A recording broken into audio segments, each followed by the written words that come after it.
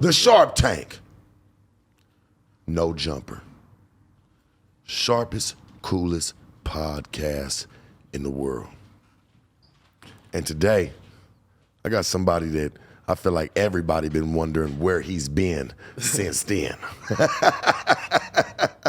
We got 16ShotEm in the building today, man. What's going on with my guy? Shit, man, cool. I like how you start this shit off and make this shit like suspenseful or something. Hey, that's how I feel like it should be, man. So I want to dive off, man. I want to talk about you first because I'm sure there's people want to know the bullshit. We'll get to that later on through the segment. But right now, I want people to know who 16ShotEm is and where he comes from. So I'm from the south side of Chicago. Mm-hmm. I probably started like dealing with the cameras like 3.5 years ago. Yeah.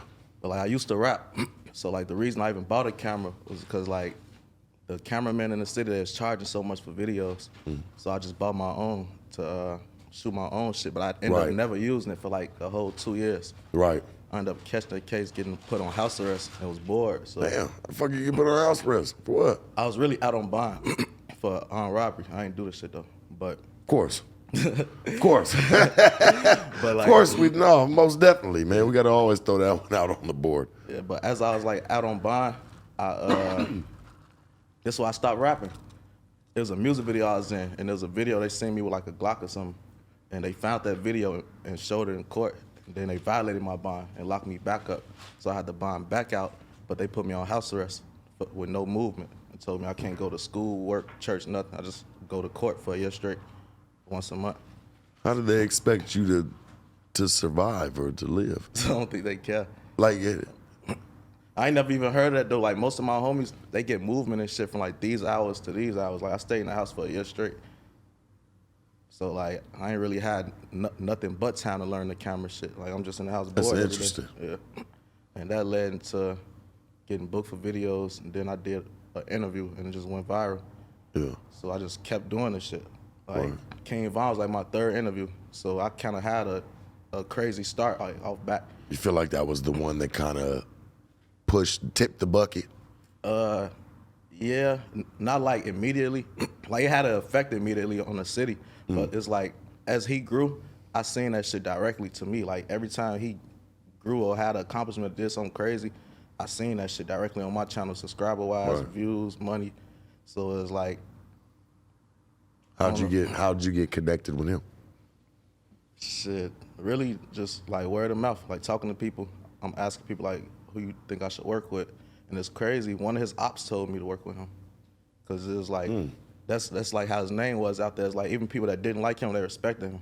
So it was like they like, I ain't gonna lie, I don't fuck with dude, but this would be a good one. So you're telling me that you and King Von, rest in peace, you know, and you even being able to work with him, you telling me you and him, y'all never really had no relationship or any type of thing like that. Like it was just you heard of him, he heard of you, kind of type of ordeal. Yeah, like when I first found out about Von, he was in jail, like fighting a murder or something like that. Yeah. And they was asking me to interview him for the longest, like even before the, not for the longest, because I wasn't doing interview that much longer. Yeah. But like, when they was asking me, I don't think he was really rapping or nothing. Because I remember they used to ask me to interview a lot of people, like a lot of street niggas that was just, like this dude named Melly. He from a hood named 051. He never did no song, never rapped, but got a fan base of a rapper. And it's just like, Wow. I can't confirm shit, but it's like he basically known for being a killer. He passed away. So it's like you got the clout of a rapper from, you know, word of the mouth on the streets type shit. And these type people, they want me to interview, but I don't know what I can ask him, because it's like everything they want to know is nothing like that he could promote. It ain't music, it ain't, you know, it's Right. street shit. So Von kind of was like that. And then once I seen he was rapping, I'm like, oh yeah, it makes sense.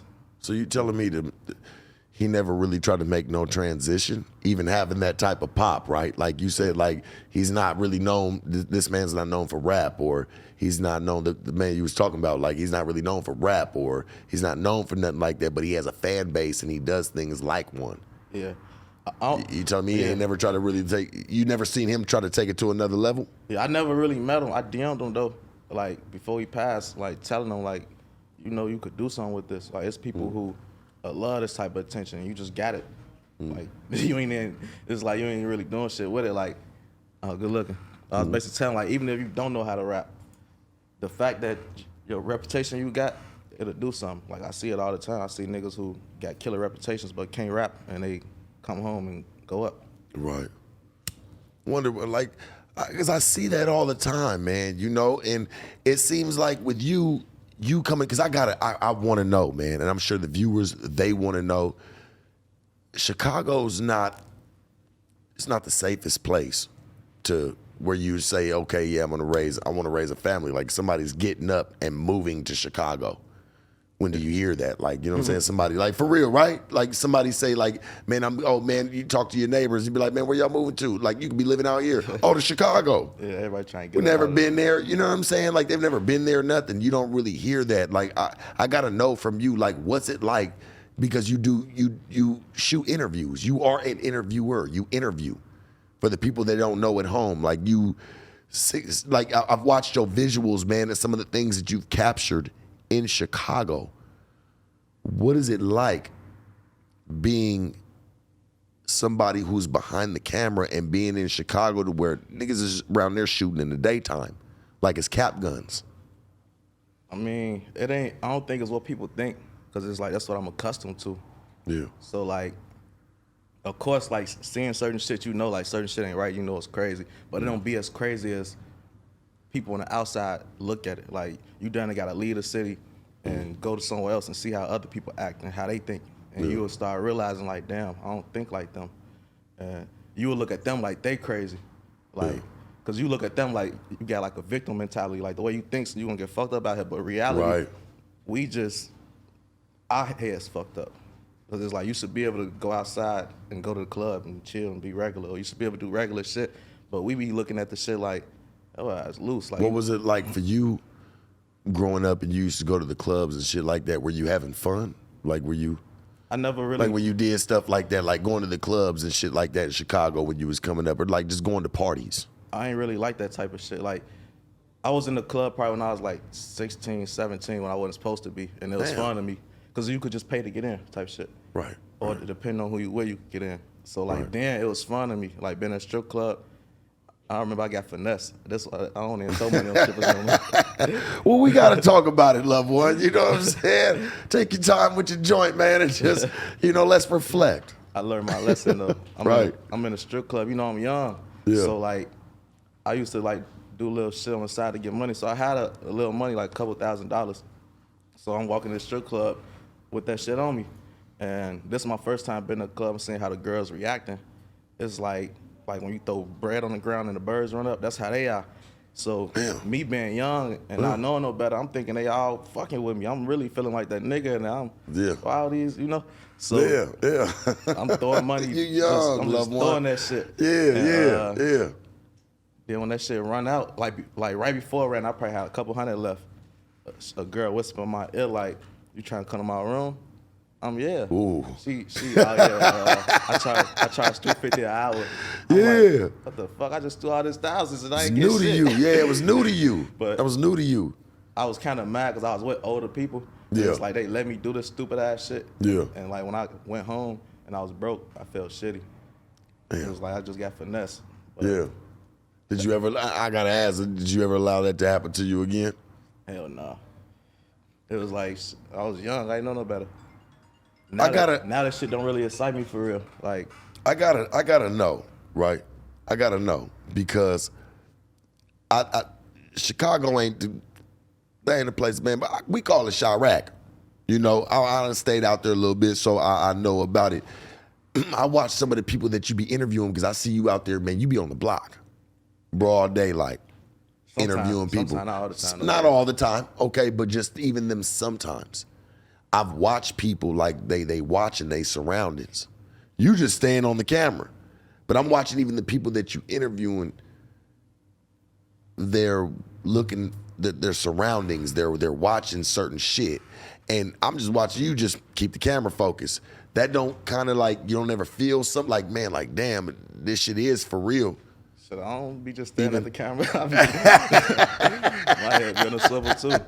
But like, It don't make you nervous. Like I gotta add, like it don't make you nervous just a little bit. Not really nervous. It's just like being aware. You know, to be aware is to be alive. So just be aware of what could happen and where you at and shit like that. But I ain't really had too many crazy situations shooting interviews. The music videos is where shit really was getting wild at. Right. Like that's why I kind of slowed down on the videos because I honestly make more doing the interviews and I was risking my life way more doing music videos. Like that shit really wasn't worth it to me. Yeah. Like I'm getting in shootouts for shit that don't got nothing to do with me. Damn. Like I'm on y'all block and y'all ops come slide through and I'm out here. Or I'm on y'all block and y'all hot and the police come slide through searching everybody and then I go to jail. Shit like that. So I ain't really like that. What made you make the transition? Because Chicago native, born and raised, correct? Yeah. What made you make the transition to LA and just to the West Coast, period? Really just to expand, like growth, because in my city, I ain't work with everybody, but it kind of feel like that. So sometimes I just be in there not knowing what to do next, like, because I don't want to keep doubling back on the same people, because there's certain people I know I do an interview with them, it's going to go up for sure. But I don't want to just keep doing the same. I be trying to find new shit. So like out here, I felt like it was like starting over.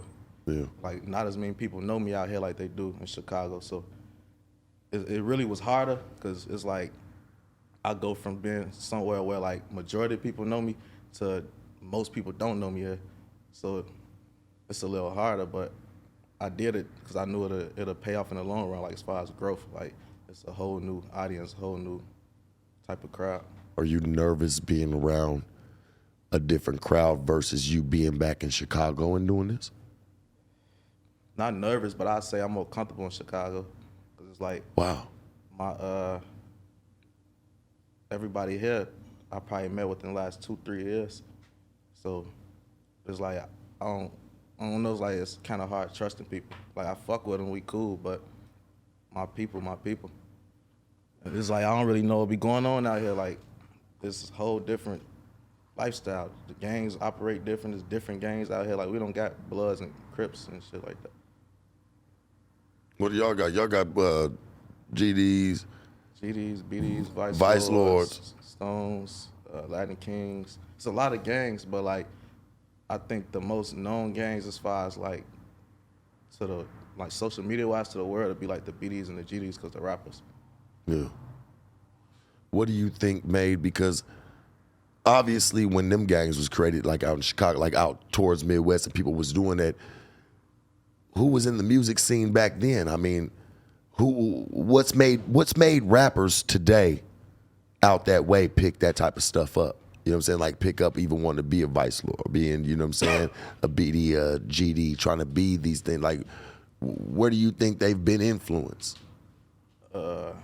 Back in the day, like that shit I don't know, but like I say like the recent generation, Chief Keef, cause like it was BDs and shit in the city, but like when Chief Keef blew up, it seemed like everybody became BD. Everybody started having dreads. Like the suburbs even got worse. Niggas start carrying guns and just shooting niggas and shit. Like it been crazy, but I feel like people watched Chief Keef and seen that and was like, all right, this the blueprint. This the way they make it out. Cause this somebody that come from an environment like us, and we see he made it out. And this probably the only example we got.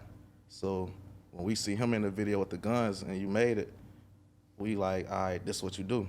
Show the guns. So it's like niggas been had guns, but I don't think they're showing them. Everybody's probably scared. And that led to my next question to it, you know, was, because I noticed you interview a lot of drill rappers. That's what you know what I'm saying? Me and you were talking, you was like, man, yeah, you know, it's the drill music that comes my way. And I noticed with drill music, everybody shows the biggest guns they could show or the biggest pistol or whatever. Like, I don't understand what that part of it's for. Like, why are you showing them? If you hard, okay, cool, I get it. You hard, you riding. But I never understood why they're in every video. That's really just a lifestyle. Like, if they wasn't shooting a video, 9 times out of 10, if you would have pulled up, all them guns would have still been there. So it'd be like, sometimes be situations where they homies don't even know they shooting a video. They call the cameraman pull up, he ain't phone, we shooting a video, getting a video. They already got the guns, because it's like, you can't be in tour with people out here. You being a cameraman, how does that make you feel, like knowing that you might be in, well, I mean, shit, you're always probably 90% in them settings. How does that make you feel when you know, like, there's probably niggas, man, there's probably 100 guns with me right now. You know what I'm saying? Like around here, like, and they might not know you, but you're there to film because this is your job. It's kind of dangerous what you do, Church, a little bit, right? Yeah, but I get a lot of love in the city. Like, Yeah. I never, at least in person, I never had nobody do nothing weird or like make me even feel uncomfortable. Like they actually go out their way to make me feel comfortable. Like on some, yeah, you good out here, you know, this and that. We got this, we got that. Like they not making me feel like the guns, you gonna use them against me and rob me. They on some this for protection. Yeah. Even though like I don't listen to none of that shit. Right. They have to protect myself, but it's like Right. it don't really be that feeling. Like I had a few shoots where like I didn't know nothing about the person at all, and shit like that. That's when it started feeling weird because it's like I don't know who you're affiliated with. I don't know what's going on. I'm walking into a situation blind, basically. But for the most part, I don't do that. Yeah. It seems like it's been, what you do, like it's been very lucrative for you. You staying, just even from where you even evolved, you had told me something about, I think, a man named Zach TV. Am I correct? Yeah. And you saying, like, because I always wanted to know, I was like, well, why are you doing, like, what made you even pick the camera up? You told me you would have never even picked it up. That man wouldn't have passed away. So I just wanted to give him his respect and how that even make you feel to even inherit that. I ain't gonna lie, that shit feel good. Like when people compare me to him, sometimes it be weird because I don't know if they doing it in a good way or a bad way. Because it's like when I first started, like my third interview, they was like, "Oh, this the next Zach," and that feel good knowing like, you was the top in the city doing this shit. This is my third interview and they compare me to you. But at the same time, there's haters that's saying that in a negative way because he got killed, and they, "Oh, you the next Zach." So it's like it'd be kind of weird. Like when he first died, I think everybody stopped doing interviews. Everybody was like scared and confused. They like, damn, they out here killing cameramen. Like, what's going on? And then when he got killed, that was even more crazy. So when I popped up and did the shit, it kind of was like a shock factor, I guess. It's like the lane open, nobody doing it, so it's no competition. And then everybody like, you seen what happened to the last dude, so it's kind of like, who the fuck is he? Is he cool? What's wrong with him? Right. But I seen the reaction I got as far as like the views, so I was like, fuck it, I'm gonna keep doing it. Like, I ain't really know what it was gonna grow into, but I knew it was gonna do something because it was views I never seen before. Because you already know how to edit and all this type of things, like how to even press the button on yourself and, okay, this is how I'm going to clip it. Because it seems like you do a lot of your own work. You're all independent. Yeah. I mean, I got people that do that shit for me now. Yeah. But I mean, you do make a lot of, I've checked your resume and you make enough money now to where you can do that, Church. You know that shit pay for itself, though. It does if you move it right. But like, yeah, when I first started, I ain't know nothing about none of that shit because it's like none of my friends was cameramen or nothing like this. So it's like I didn't have nobody to go talk to and go ask for advice. I was just on YouTube finding that shit out. Like every time I got a question, I'm just typing on YouTube.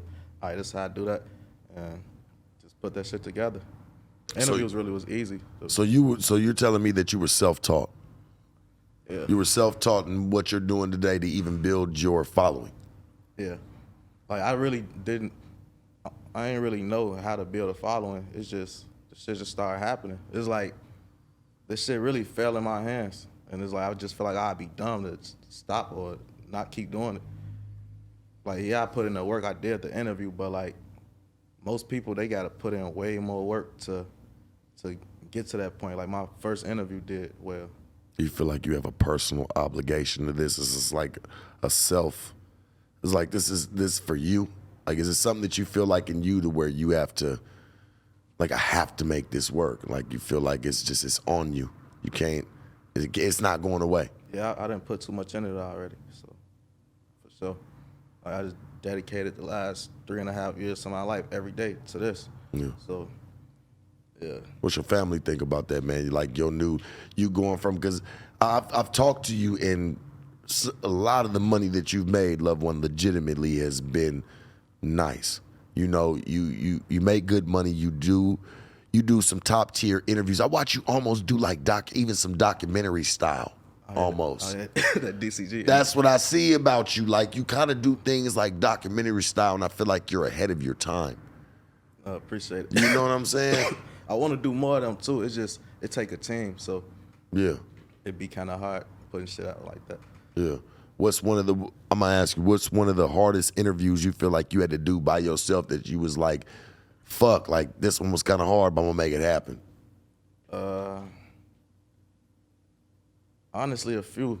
I Yeah. can't really remember the specific people, but I remember like the issues I had. Like Yeah. I pull up the camera dead, or pull up the memory card full, and I can't delete the shit because I ain't put it on a hard drive yet. It just be a lot of situations, not no more, but like in the beginning, a lot of situations like that, and I was making shit happen. Like if the mic was dead, I'd probably put the voice note on the cell phone and record the audio like that. Yeah. But like as far as clients, I say this. Come on, bro. What's one of the hardest ones you had to deal with, bro? You just like probably like never again. This Never my again. boy. Shout out JB Bin Laden, but I did an interview with him. This nigga fell asleep in the interview a couple times. Like I don't know. It was like 4 in the morning though, so I give him that. But I think he was like off lean and some more shit. And I asked him a question. He fell asleep and paused. And then I'm like, "What, you sleep? You don't hear me?" He like, "Nah, I was just thinking." But it was a yes or no question though. Yeah. So it was like, I know you want to think he was asleep, but I don't know. You know, I don't know why motherfuckers, for real, Church 16. I don't know why people think that it's so easy to create content. Like it's not easy. You know what I'm saying? Like you got to know what you're doing. Like people think it's just a walk in the park. You collect a check, you go. But it's really not, man. You know, you got to really put the work in. Like you gotta really, you gotta know how to make art.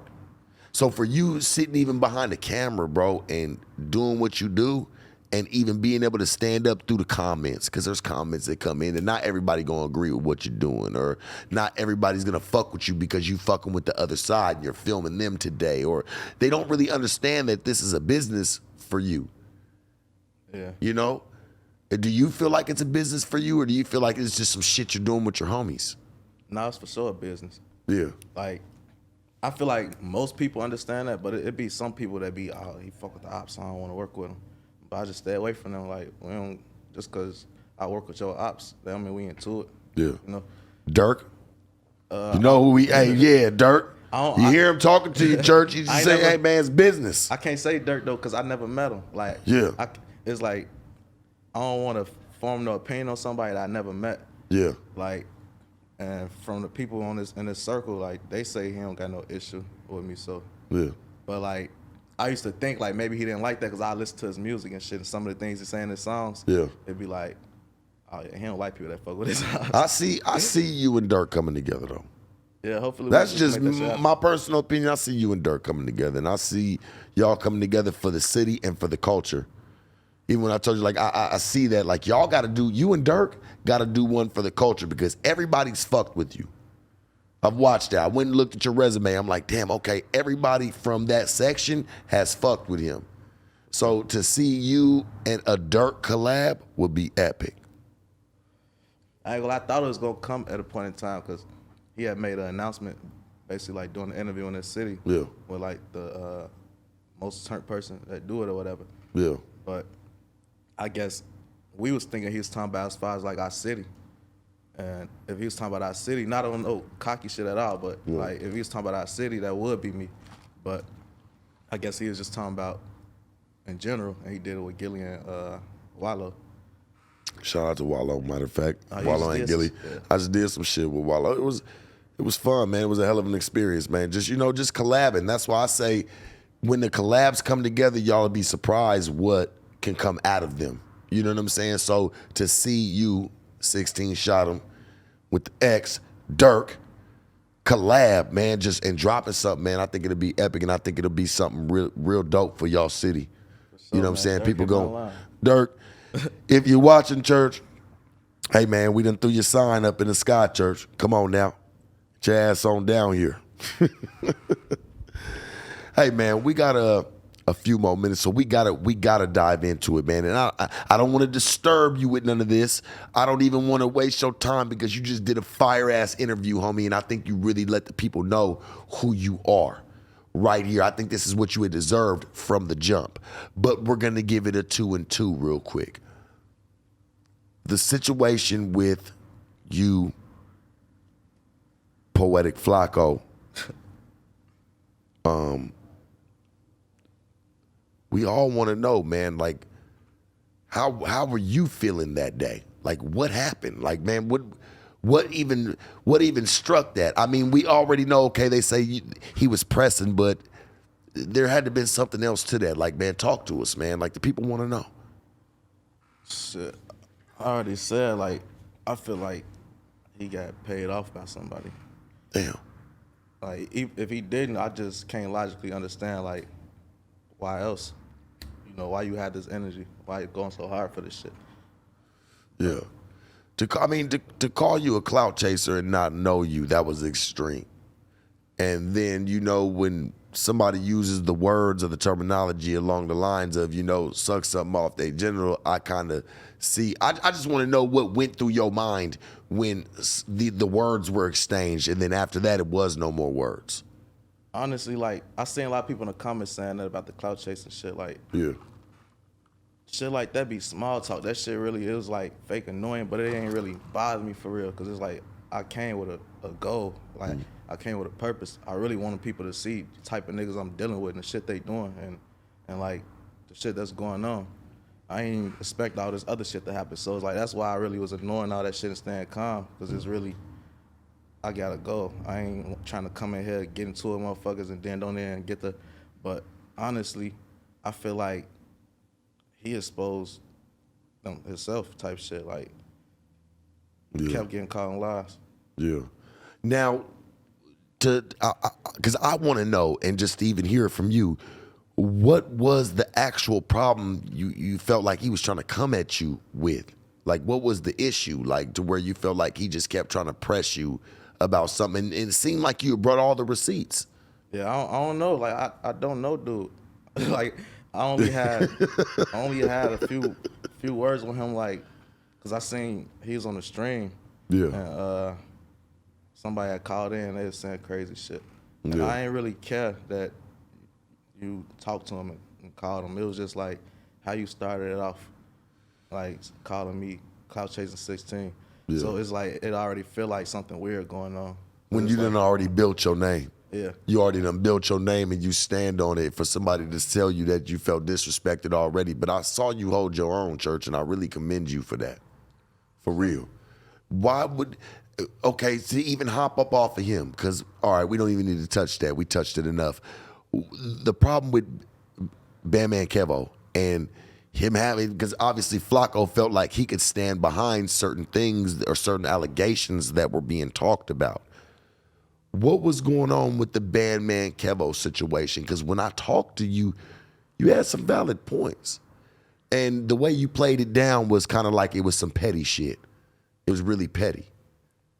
Yeah, I ain't gonna lie, like, I know you wanna get the content shit, but I really don't wanna talk about doing it. I'm tired of that shit. Yeah. Like, the shit out there, like, if people really wanna know, all this shit is the internet. Like, Yeah. just go watch this shit back. Right. But, like, what I would say is, like, this shit really over a girl. Not on my end, though, but, like, that's what this shit open. So you telling me like he did? Because I heard some of the things that he's willing to do, and I didn't just hear it. It's not even something I heard from you, but just from people I've heard in the streets. Like, you know, when a nigga got money, he gonna play. You know what I'm saying? He know, and certain people know how to play and know how to troll the internet. You know what I'm saying? So when I kind of heard, because I had overheard that it was over a female, and I'm like, that really don't make no sense. Was this a girl that you, no names, just is this a girl that you might have moved from this certain somebody? Like, did you take this girl? Is this somebody that you were already dealing with? I ain't gonna say I took her. Right. Like, honestly, I didn't even have Instagram because somebody got my page deleted. Right. We ain't got to talk about no name. So Yeah. once my page was deleted, I started getting emails from people, and one of the emails was from her. I ain't really know if it was her for real or not. So I'm like, if this you, I think I sent her like a little burner page, like DM this page from your page. She did, saying it was her. Just to have one, just so you can communicate for what it is, because you saw the messy shit coming. So like, as we talking, it wasn't really nothing like sexual or nothing like relationship wise. It was really, she was just letting me know shit. She was putting me up on game, like what type of person I was dealing with and what a motherfucker doing, willing to do. And everything she really told me started happening. So I seen like, oh, this shit real, but like us communicating more and more, you know, shit happened. And when it happened, I ain't say nothing about it. Like I kept the shit quiet, because it wasn't no this to piss you off or get back at him or no shit like that. Like the issue we had squashed it already. Right. It was dead. It was like, dead. I didn't want to be his friend or nothing after that, but we wasn't enemies.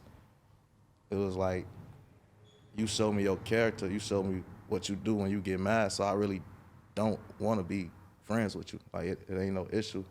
So it's like, when she came along, I really did what like most niggas would do. She an attractive woman. She cool, I fuck with her. You know, so it's like, the shit happened. And I ain't gonna lie. Talk your shit, love one. It's all right. Bro, you just trying to explain it as calmly and coolly as you can. Like, you know, it was a rendezvous. Yeah, so like, that shit happened, and I never really said nothing about it. Like, how motherfuckers knew is she posted a video about this shit.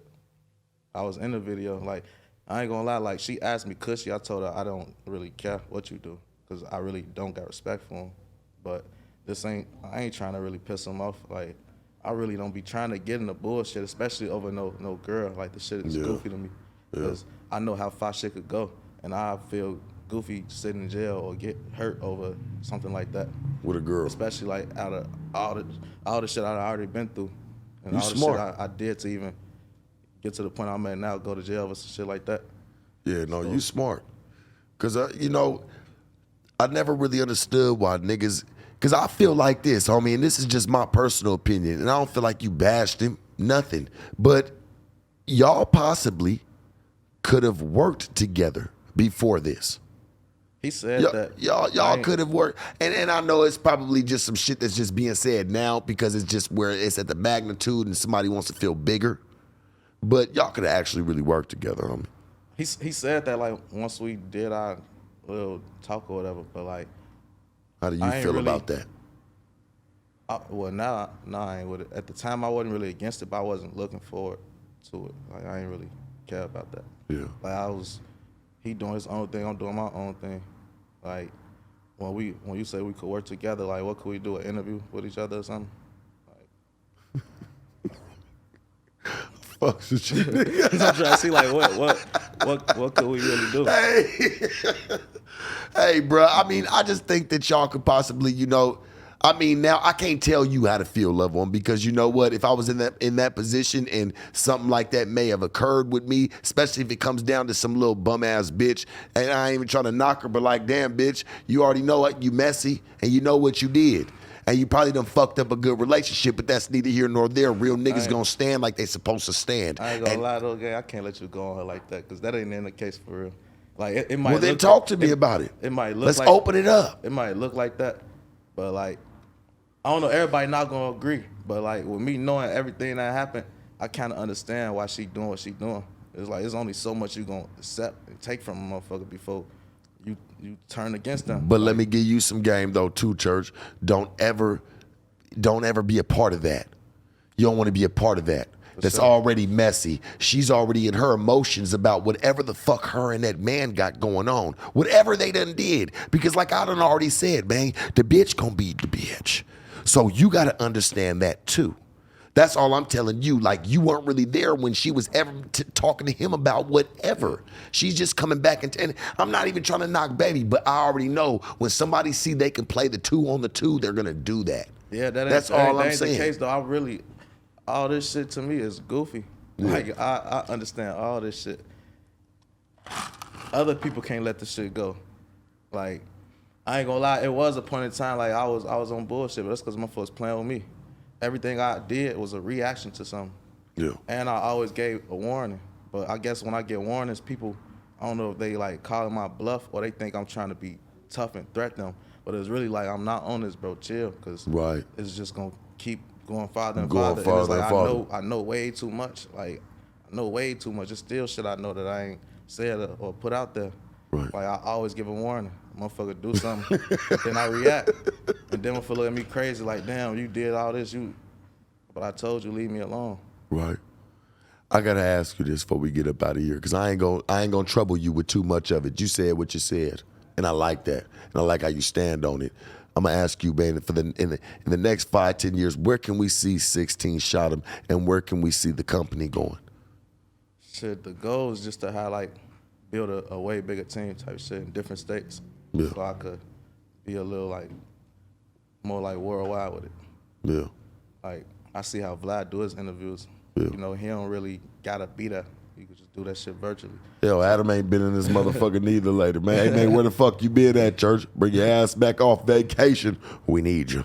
I fuck with that though, cause that means you Yeah. could be in whatever state you want without actually have to go through all the traveling, get on the plane, all that shit. So it's like my goal is to just have a big media company, you know, have people all around, just take it to another level, put out way more content too, build a bigger team. Like even like how No Jumper ran, like how's you know, it's a lot of y'all. Everybody. We're like, they consider, to me, and to what I've even heard, we're like the 96 Bulls. Yeah, I'll go You crazy. dig what I'm saying, bro? We got the whole starting lineup. It's like a network, you know. It is. I go on my TV, that's all I'm seeing every day, different shit. Like, that's the goal. Because I know just me alone. Shout out I No can't do Jumper. that. Shout out No Jumper, man, for what we doing, man. Love that. What's up? For real. Just to even hear from you, like, man, you know what you want to hold the criteria to. Like, man, shit, I see what y'all niggas doing.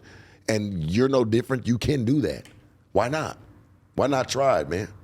Yeah, I Shit. mean, at first, you know, when you first starting, you just, every day you learn every day. It's a learning process. So now that's what my mind on. First I was learning the camera shit, learning how to do the interviews, just learning the craft. But now I'm learning like the business and what you know, just like what parts to put to the team type shit, like what I need, publicists, shit like that.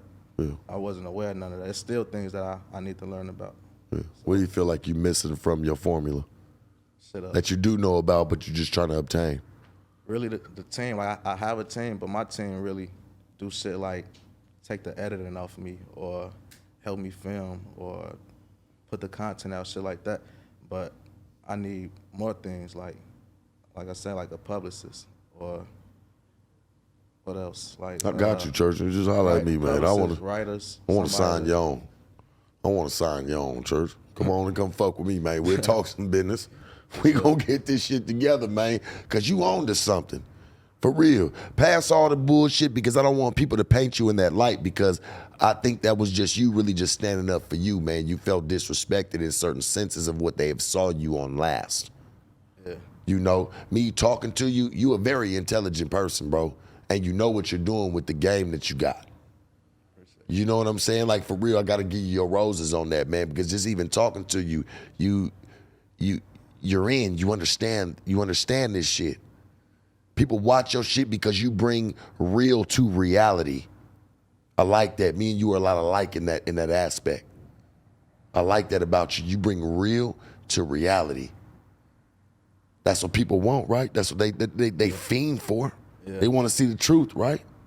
What I be trying to do, because a lot of artists I work with, I notice like when they die, but it's fucked up to even have to say, but like when they die, the fans act like it's a game or something. Like they'll be like, oh, the BD's up 3 points now, or oh, the GD's up this, and it's like y'all keeping score like this a basketball game or something. So like I kind of wanted to like show people like these real people, like it's just like this could be your brother, your sister, like how you look at them, and when they die you get sad, you know, like these real people, they got real emotions. They not just savages and evil and crazy like y'all think. Like a lot of this shit be systematic. A lot of shit and situations people put in.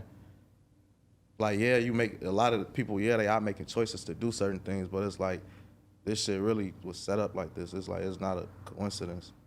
Like, this shit get deep all the way down to like the projects in Chicago. Like, I think Ruger even came on here to explain that shit. Like, the projects, it's a reason they made the projects.